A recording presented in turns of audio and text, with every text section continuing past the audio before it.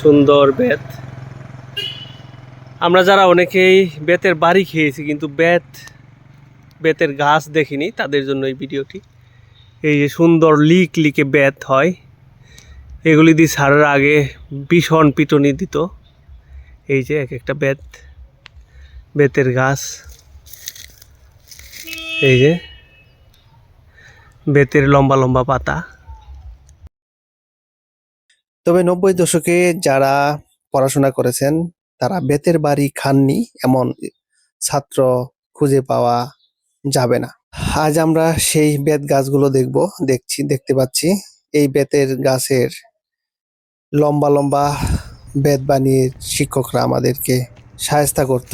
সেই বেত গাছ এই হলো সেই বেত গাছ। আর এই বেত গাছের সবচেয়ে জনপ্রিয় ফল হচ্ছে বেতুন ফল বলে অনেকেই। এই ফলের নানান পুষ্টিগুণ রয়েছে। এই বেত ফলের মধ্যে রয়েছে প্রোটিন, পটাশিয়াম, পেকটিন, সেই সাথে রয়েছে thiamine, iron, calcium, vitamin C সহ আরও অনেক ধরনের পুষ্টিগুণ রয়েছে এই বেত ফলে। এছাড়াও বেত ফলের মধ্যে রয়েছে ফ্লেভোনয়েড, ফেনোলিক অ্যাসিড, টেনিনের মতো যৌগ।